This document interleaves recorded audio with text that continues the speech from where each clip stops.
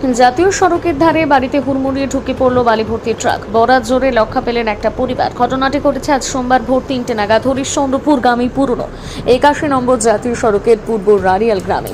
ঘটনায় চাঞ্চল্য ছড়িয়েছে। খবর পেয়ে ঘটনাস্থলে ছুটে আসে হরিশ্চন্দ্রপুর থানার পুলিশ। স্থানীয় সূত্রে জানা গিয়েছে, তুলসীহাটার দিক থেকে আসছিল বালি ভর্তি ট্রাকটি ঘুমের করে নিয়ন্ত্রণ হারিয়ে রাস্তার ধারে বাজার ও ইসলামের বাড়িতে ঢুকে পড়ে ট্রাকটি। একটা শোয়ার ঘর এবং একটি গোয়াল ঘর সম্পূর্ণভাবে ভেঙে যায়।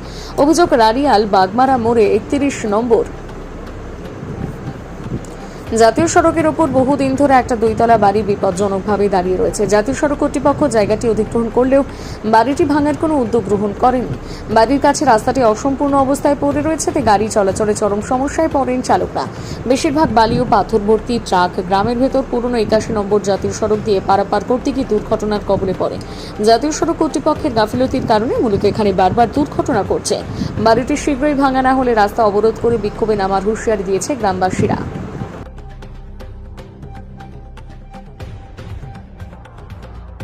হয়েছে ঘটনাটা বেলা রাত 3টার সময় ঘটনা হয়েছে। আমি যখন আওয়াজ উঠলে হঠাৎ করলে আমি উঠলাম, উঠে দেখছি গাড়ি চলছে। আমি বলছি গাড়ি কোন দিকে ভাগবো, দেখছি তো ওইদিকে, দেখছি তো ড্রাইভার নাই, ড্রাইভার ভেঙে চলে গেল। গাড়ি চলছেই, ঢুকছি ছাগলগুলো একদম তাকাচ্ছে অনেক। ছাগল চলে গেছে মাঠের দিকে একদম ছুটে ছুটে, চাই যেখানে যাওয়ার চলে গেছে। গাড়ি চলছে, গাড়ি বন্ধ করলাম। গাড়ি বন্ধ করার পথে তারপরে এখানে আমাদের নাম্বার প্রধান ছিল, ওকে ফোন লাগালাম যে এমন গাড়িটা, আমাদের গাড়ি ঢুকে গেছে পাকা ঘরে একেবারে। আমার বাবা মা ছিল এটা রুমে, পাকা ঘরে ছিল।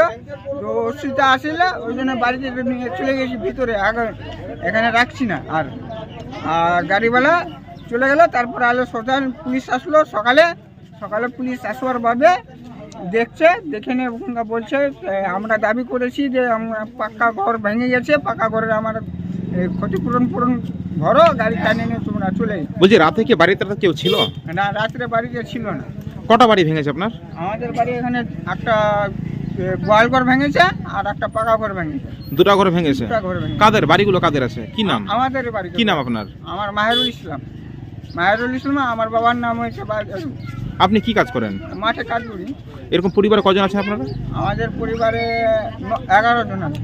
বলছি ড্রাইভার কি আছে না পালিয়ে গেছে? পালিয়ে গেছে ড্রাইভার। এরকম কেউ জখম হয়েছে আপনাদের? না, জখম হয়নি। প্রশাসন এসছে? প্রশাসন আসছে, পুলিশ আসছে, দেখেছে। এখনো আছে পুলিশ বলছে যে গাড়িটা উঠিয়ে আমরা নিয়ে চলে যাবো। আমরা পুলিশকে বললাম যে আগে আমাদের পাকা ঘর ভেঙেছে, ফাইনাল করে দিয়ে তোমরা গাড়ি নিয়ে চলে যাবো, এটা আমরা দাবি মানেছি। শুনুন, আমাদের এই গ্রামের পাশ দিয়ে ন্যাশনাল হাইওয়ে রাস্তা গেছে। আর ভোরবেলার দিকে আমাদের এই এলাকা থেকে মানে লরিগুলো, যেগুলো বড় লরি ট্রেলারগুলো রাস্তায় চলাচল করছে। আমি সকালে খবরটা পাই ভোরবেলার দিকে প্রায় 4টার সময়, যে একটা বাড়িতে ঢুকে গিয়ে একটা বাড়ি একদম সম্পূর্ণ বাড়ি শোয়ার ঘর ভেঙে গেছে, একটা গোয়ালঘর ভেঙে গেছে। এসে পরিস্থিতি দেখি যাক কোনো রকম প্রাণহানি হয়নি, মানুষের ক্ষতি হয়নি, কিন্তু বাড়িঘরটা ভেঙে গেছে।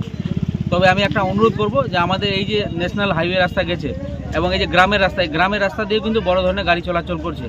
আর আমি আমাদের যিনি ট্রাফিক অফিসার আছেন ওনাকেও আমি রিকোয়েস্ট করব এখানে যেন গার্ডরেলের ব্যবস্থা করা হোক এবং এখানে বাম্পারের ব্যবস্থা করা হোক। কারণ গাড়ি এত স্পিডে চলছে, সোজা ন্যাশনালে উঠে কিন্তু এর আগেও অনেক রকমের দুর্ঘটনা ঘটেছে আমাদের সামনে। তার থেকেও বড় যেটা বিষয়, আমাদের ন্যাশনাল হাইওয়ে 31-এর উপরে একটা বাগমারা বোর বলে জায়গা আছে। সেই জায়গাতে একটা বিল্ডিং বহুদিন ধরে পড়ে আছে, কিন্তু না প্রশাসনের পক্ষ থেকে কোনো রকম হেলদোল রয়েছে, না এনএইচ কর্তৃপক্ষ থেকে কোনো রকম। আমার চোখের সামনে, আমি নিজের চোখের সামনে দেখেছি 2 জন মানুষ স্পট ডেথ হয়েছেন সেই জায়গাতে।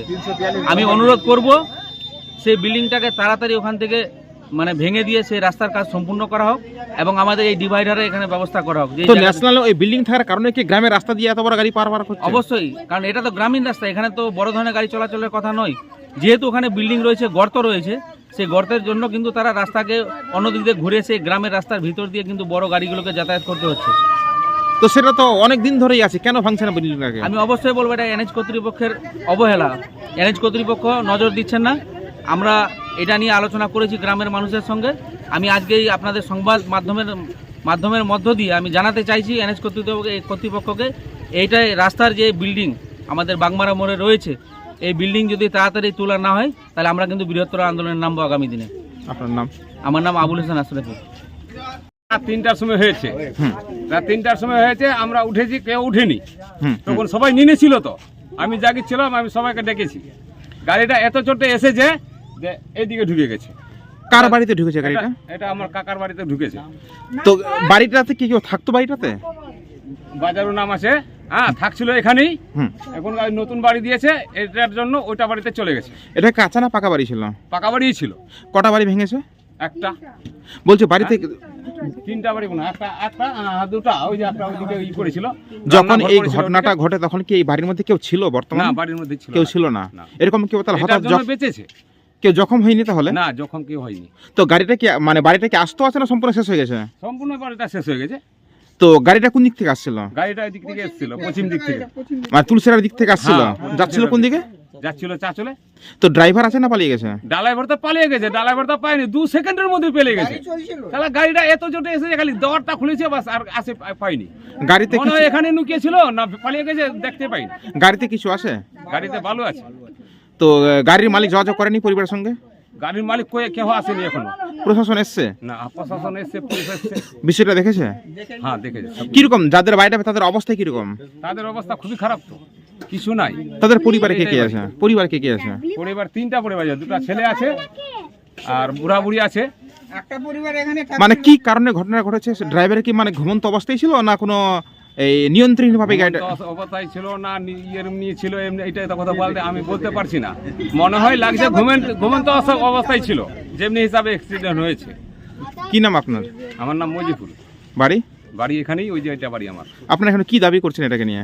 এটাকে নিয়ে যে ক্ষতিপূরণ হয়েছে এটা দাবি করছি, ক্ষতিপূরণ দেবে। আমার ওইদিকে গাড়ি মাল চলে গেছে, গেটে বলো মিলাই, টাটিটা আমার ভেঙে দিয়েছে,